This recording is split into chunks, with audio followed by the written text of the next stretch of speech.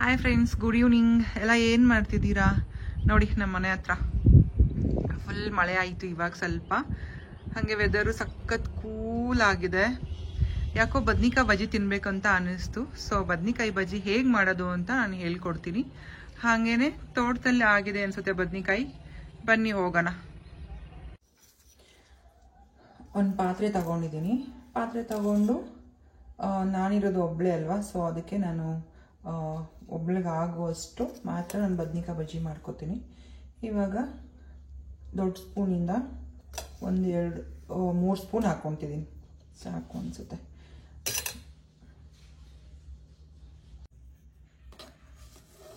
ಒಂದು ಅರ್ಧ ಸ್ಪೂನ್ಗಿಂತ ಸ್ವಲ್ಪ ಕಮ್ಮಿನೇ ಹಾಕೋತೀನಿ ನಾನು. ನಮ್ಮ ಕಡೆ ಇದಕ್ಕೆ ನಾವು ಸಣ್ಣ ಕಾಳು ಅಂತೀವಿ. ಸೊ ಇದು ಹಾಕೊಂಡ್ರೆ ಟೇಸ್ಟ್ ಚೆನ್ನಾಗಿ ಬರುತ್ತೆ. ಸ್ವಲ್ಪ ಮಿಕ್ಸ್ ಮಾಡ್ಕೊತೀನಿ.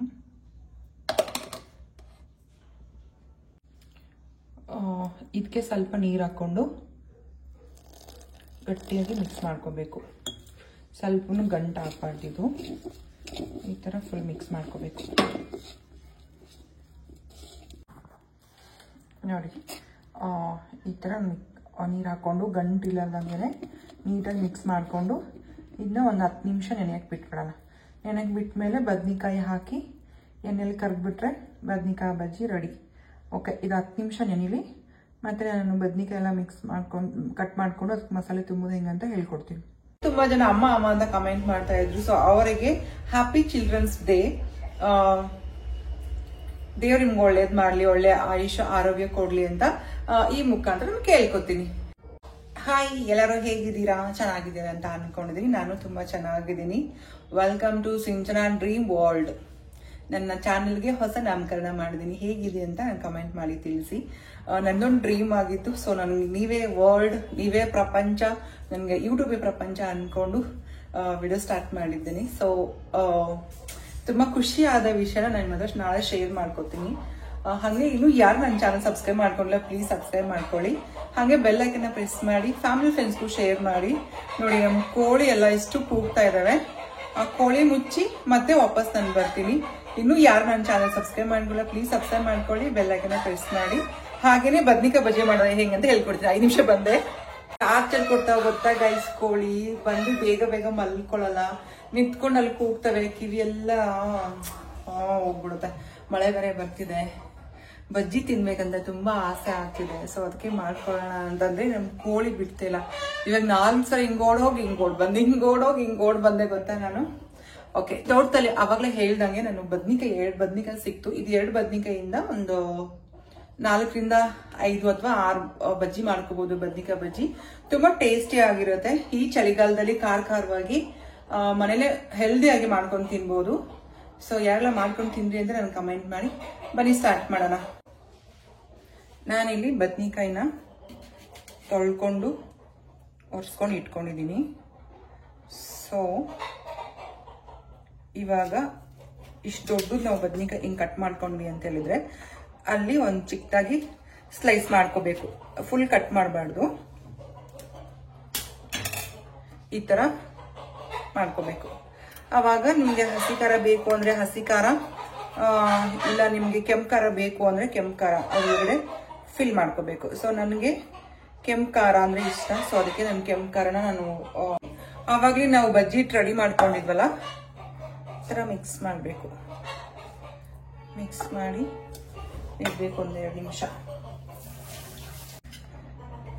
ಸೊ ಇದನ್ನು ಕೂಡ ಹಂಗೆ ಸ್ಲೈಸ್ ಮಾಡ್ಕೊಳ್ಳೋಣ. ಅರ್ಧದ ಮೇಲೆ ಹಚ್ಕೋಬೇಕು. ಸ್ವಲ್ಪ ಇರಬೇಕು ಅದು. ಫುಲ್ 2 ಹೋಳು ಮಾಡ್ಕೊಳಕ್ ಹೋಗ್ಬೇಡ್ರಿ, ಜಸ್ಟ್ ಇಷ್ಟ. ಸೊ ಮತ್ತೆ ಒಳಗಡೆ ಕೆಂಪು ಖಾರನ ಫಿಲ್ ಮಾಡಬೇಕು. ಫಿಲ್ ಮಾಡಿ ಅದಕ್ಕೆ ಹತ್ಬೇಕು. ಆವಾಗ ಇನ್ನೊಂದು ತಗೊಂಡಿದ್ದೀನಿ ಬದ್ನಿಕಾಯಿನ. ಸೊ ಇದು ಸ್ವಲ್ಪ ಕೆಟ್ಟೋಗಿದೆ, ಸ್ವಲ್ಪ ಲೈಟಾಗಿ.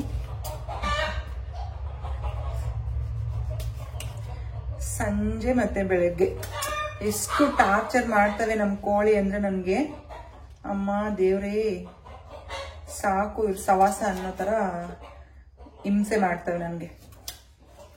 ಓಕೆ, ಇದನ್ನು ಈ ಥರ ಕಟ್ ಮಾಡ್ಕೊಂಡಿದ್ದೀನಿ. ಒಂದ್ಸರಿ ಮಾಡ್ಕೊಂಡು ತಿನ್ನಿ, ಮನೇಲೇನೆ ಸಖತ್ ಫಿದಾ ಆಗ್ಬಿಡ್ತೀರಾ ನೀವು ಬದ್ನಿಕಾಯಿ ಬಜ್ಜಿಗೆ.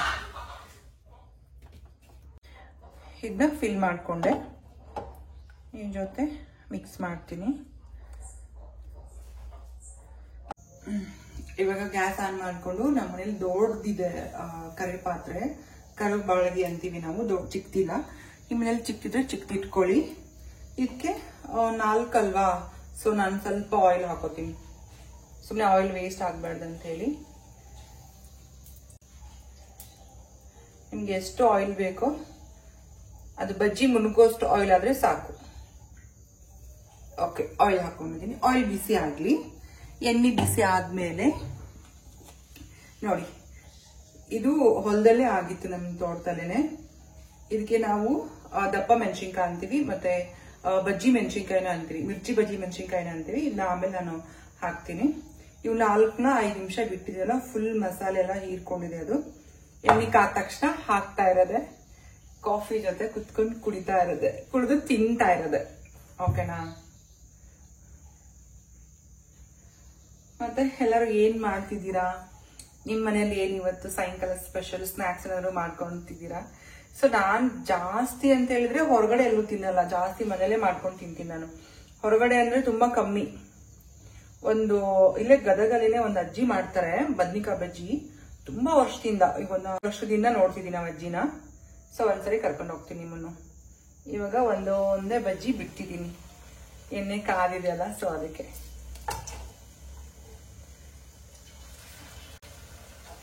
ಒಬ್ರು ಇದಕ್ಕೆ ತುಂಬಾ ಬೋರ್ ಆಗುತ್ತೆ, ತುಂಬಾ ಬೇಜಾರಾಗುತ್ತೆ. ಯಾರಾದ್ರೂ ಒಬ್ರು ಜೊತೆಗಿದ್ರೆ ಚೆನ್ನಾಗಿರ್ತಿತ್ತು. ಇಬ್ರು ಸೇರಿ ಜೊತೆಗೆ ಮಾತಾಡ್ಕೊಂಡು ಕಾಫಿ ಕುಡ್ಕೊಂಡು ಅಲ್ವಾ. 4 ಬಜ್ಜಿ ನಾನು ಆಯಿಲ್ ಎಲ್ಲ ಹಾಕಿದೆ, ಸ್ವಲ್ಪ ಫ್ರೈ ಆಗಿ ಅದು ಸ್ವಲ್ಪ ಆಯಿಲ್ ಟಚ್ ಆಗಿತ್ತಲ್ಲ, ಸೊ ಅದಕ್ಕೆ ರಂಡಿ ಟಚ್ ಆಗಿತ್ತು, ಅದಕ್ಕೆ ಸೌಂಡ್ ಅದು.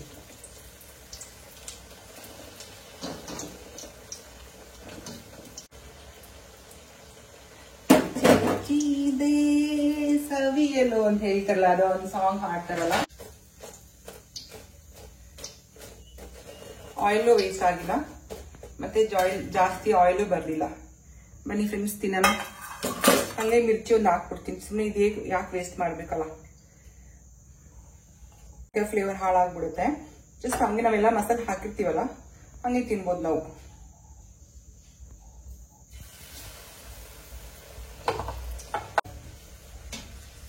ಬೇಡ ಅನ್ನಲ್ಲ. ಒಂದು ಮೆಣಸಿನ್ಕಾಯಿ ಬಜ್ಜಿ. ನಾನಿಲ್ಲಿ ಫಿಲ್ಟರ್ ಕಾಫಿ ಮಾಡ್ತಿದ್ದೀನಿ, ಸ್ವಲ್ಪ ಸ್ಟ್ರಾಂಗ್ ಇರಬೇಕು ನನ್ನ ಕಾಫಿ. ಕಾಫಿ ಕುದಿಲಿ. ನೋಡಿ ಫ್ರೆಂಡ್ಸ್, 4 ಬದ್ನಿಕಾಯಿ ಬಜ್ಜಿ ಆಯಿತು, 1 ಮಿರ್ಚಿ ಆಯಿತು. ಮಿರ್ಚಿ ಸ್ವಲ್ಪ ಲೈಟಾಗಿ ಸೀದೋಗಿದೆ, ಬಟ್ ಚೆನ್ನಾಗಿದೆ, ತಿನ್ಬೋದು. ಬದ್ನಿಕಾಯಿ ಬಜ್ಜಿ ಅಂತೂ ಸಕ್ಕ ಟೇಸ್ಟ್ ಇರುತ್ತೆ. ಒಂದ್ಸರಿ ಮಾಡ್ಕೊಂಡು ತಿನ್ನಿ ಮನೇಲಿನೇ.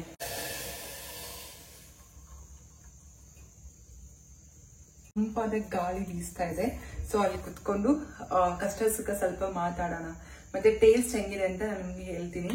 ಸೊ ಯಾರಿಗೆಲ್ಲ ಬದ್ನಿಕಾಯಿ ಬಜ್ಜಿ ಇಷ್ಟನೇ ಕಮೆಂಟ್ ಮಾಡಿ. ತುಂಬಾ ಈಸಿ ಇದೆ, ಮನೇಲಿ ಮಾಡ್ಕೊಂಡು ತಿನ್ನಿ, ತುಂಬಾ ಟೇಸ್ಟ್ ಆಗಿರುತ್ತೆ. ಹಂಗೆ ತಿನ್ಬೇಕಂದ್ರೂ ಆಯಿಲ್, ಒಳ್ಳೆ ಆಯಿಲ್ ಇರುತ್ತಲ್ಲ, ಹೆಲ್ದಿ ಇರುತ್ತೆ. ಸೊ ಬನ್ನಿ, ಮೇಲೆ ಕಾಫಿ ತಗೊಂಡು ಬದ್ನಿಕಾಯಿ ಬಜ್ಜಿ ತಿನ್ಕೊಂತ ಸ್ವಲ್ಪ ಹೊತ್ತು ಮಾತಾಡಿ ಟೇಸ್ಟ್ ಹೆಂಗಿದೆ ಅಂತ ಹೇಳ್ತೀನಿ. ನೋಡಿ, ಮನೆ ಮೇಲೆ ಬಂದು ಕುಂತೆ, ನಾನು ಕಾಫಿ ಮಾಡ್ಕೊಂಡು ಬಂದೆ. ಬನ್ನಿ ಕಾಫಿ ಕುಡಿಯೋಣ. ಆಹಾ, ಎಷ್ಟು ಈ ಚಳಿಯಲ್ಲಿ ಕಾಫಿ ಸಖತ್ತು ಕುಡಿಯೋಕ್ಕೆ ಥ್ರಿಲ್ ಇರುತ್ತೆ, ಸಖತ್ ಟೇಸ್ಟ್ ಇದೆ. ಕಾಫಿ ಟೇಸ್ಟ್ ಮಾಡಿದ್ದಾಯ್ತು, ಬದ್ನಿಕಾಯಿ ಬಜ್ಜಿ ತಿನ್ನೋಣ.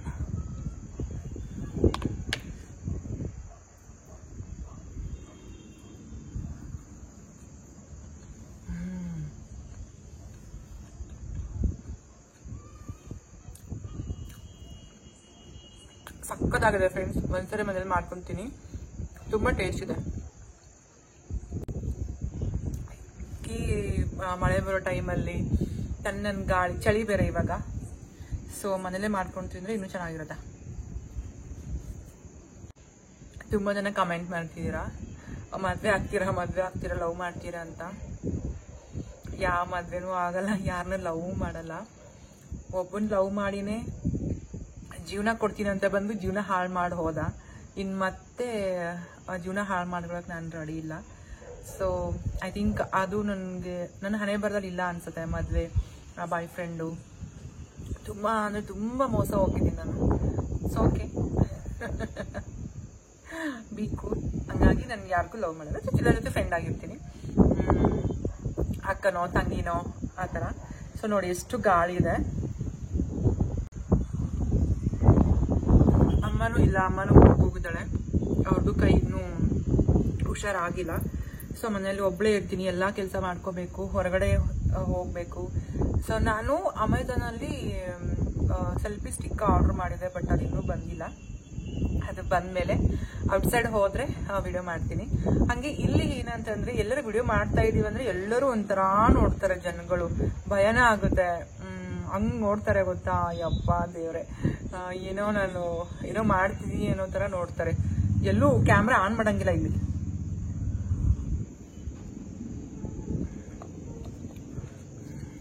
ಬನ್ನಿ, ಹಾಗೆ ಗ್ಯಾಪಲ್ಲಿ ಮಿರ್ಚಿ ಬಜ್ಜಿ ಮಾಡ್ಕೊಂಡೆ.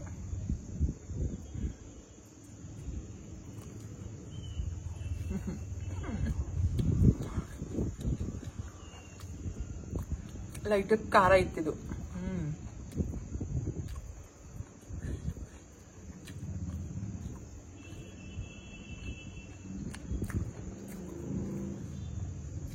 ಅಷ್ಟು ಪ್ರಶಾಂತವಾಗಿದೆ ವಾತಾವರಣ. ಯಾವ ಹೋಟ್ಲಿಗೆ ಹೋದ್ರು ಈ ಥರ ನೆಮ್ಮದಿ ಸಿಗಲ್ಲ. ಆರಾಮಾಗಿ ಕುತ್ಕೊಂಡು ಕಾಫಿ ಕುಡ್ಕೊಂಡು ಈ ಥರ ಸಂಜೆ ಸ್ನ್ಯಾಕ್ಸ್ ಮಾಡ್ಕೊಂಡು ತಿಂದರೆ, ಅದು ಫ್ಯಾಮಿಲಿ ಜೊತೆ ಇನ್ನೂ ಇದ್ರೆ ಚೆನ್ನಾಗಿ ಹೊರಟೆ ಹೊಡ್ಕೊಂಡು ಮಾತಾಡ್ಕೊಂಡು ಕಾಲ ಕಳೀಬಹುದು.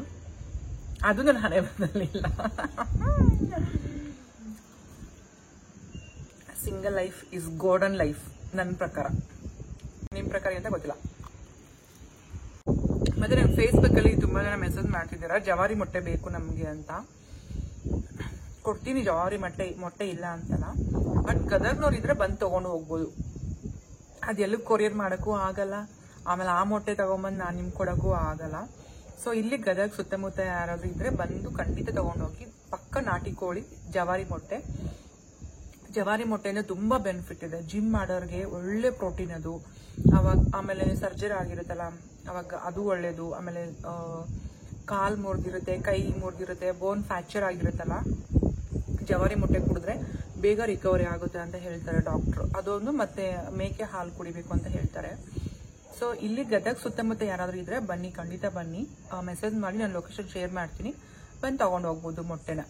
ಬಟ್ ಫ್ರೀ ಅಂತ ಅಲ್ಲ, ಅಮೌಂಟ್ ಕೊಟ್ಟು ತಗೊಂಡು ಹೋಗ್ಬೇಕು. ಡೈಲಿ ಏನಂದ್ರೂ ಒಂದು 7 to 8 ಮೊಟ್ಟೆ ನಮ್ಮದು ಬರುತ್ತೆ. ಆಲ್ಮೋಸ್ಟ್ ನಮ್ಮ ಏರಿಯಾದಲ್ಲಿ ಬಂದು ತಗೊಂಡು ಹೋಗ್ತಾರೆ ಮೊಟ್ಟೆನೆ. ಡೈಲಿ ಮೊಟ್ಟೆಯಿಂದನೇ ನನಗೆ 100 ರೂಪೀಸು, ಒಂದೊಂದ್ಸರಿ 200 ರೂಪೀಸು ಆ ಥರ ಇನ್ಕಮ್ ಬರುತ್ತೆ. ಸೊ ಅದರಿಂದ ತುಂಬ ಹಿಂಸೆ ಆಗುತ್ತೆ, ನಿದ್ದೆ ಬರೋಂಗಿಲ್ಲ. ಅವ್ನು ಯಾವಾಗಲೂ ಕಾಯ್ತಾ ಇರಬೇಕು, ತುಂಬ ಕೇರ್ ಮಾಡಬೇಕು. ಅವಕ್ಕೆಲ್ಲ ನಾಯಿ ಬರ್ತವೆ, ಬೆಕ್ಕು ಬರ್ತವೆ, ಆಮೇಲೆ ಮುಂಗೂಸಿ ಬರ್ತವೆ, ಅವೆಲ್ಲನೂ ಪ್ರೊಟೆಕ್ಟ್ ಮಾಡಬೇಕಲ್ಲ, ತುಂಬ ಕಷ್ಟ ಆಗುತ್ತೆ ಒಬ್ಬಳಿಗೆನೆ. ಆಮೇಲೆ ಅದೆಲ್ಲ ಕ್ಲೀನ್ ಮಾಡಬೇಕು. ಸೊ ಅದಕ್ಕೆ ಒಂದೊಂದ್ಸರಿ ತೆಗೆದ್ಬಿಡೋಣ, ನನ್ನ ಕೈಲಿ ಆಗಲ್ಲ ಅಂತ ಅನ್ಸುತ್ತೆ. ಅಮ್ಮ ಇಲ್ಲ ಬರ್ತೀನಿ ಇರು, ಇನ್ನೊಂದು 15 days ಹೆಂಗಾದ್ರೂ, ಇನ್ನೊಂದು 15 ದಿನ ಹೆಂಗಾದ್ರೂ ಮಾಡು ಅಂತ ಹೇಳ್ತಿದ್ದೆ. ಸೊ ನೋಡೋಣ. ಹಾಗೆ ಕೋಳಿ ಯಾರಿಗಾರು ಬೇಕು ಅಂದರೆ ಬಂದು ತಗೊಂಡೋಗಿ. ಸಣ್ಣಗೆ ಮಳೆ ಬರ್ತಿದೆ ಗೊತ್ತಾ, ನನಗೆ ಈ ಥರ ತುಂಬ ಇಷ್ಟ. ಮಳೆ ಬರಬೇಕಾದ್ರೆ ಕಾಫಿ ಕುಡ್ಕೊಂಡು, ಅದು ನನಗೆ ಬಾಯ್ ಫ್ರೆಂಡ್ ಜೊತೆ ಟೈಮ್ ಸ್ಪೆಂಡ್ ಮಾಡ್ಬೇಕಂತ ಆಸೆ. ಬಟ್ ಯಾರು ಬಾಯ್ ಫ್ರೆಂಡ್ ಇಲ್ಲಲ್ಲ. ಸೊ ನಂಗೆ ನಾನೇ ಗರ್ಲ್ ಫ್ರೆಂಡ್ ಮತ್ತು ಬಾಯ್ ಫ್ರೆಂಡ್.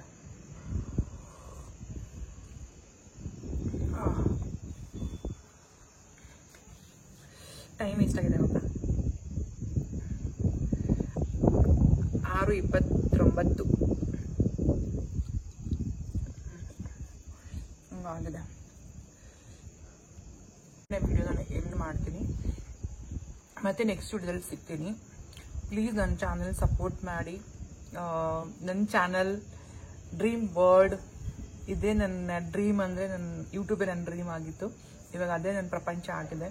ನೀವೆಲ್ಲ ನನ್ನ ಪ್ರಪಂಚದಲ್ಲಿ ನೀವು ಕೂಡ ನನ್ನ ಪ್ರಪಂಚನೇ. ಸಪೋರ್ಟ್ ಮಾಡಿ.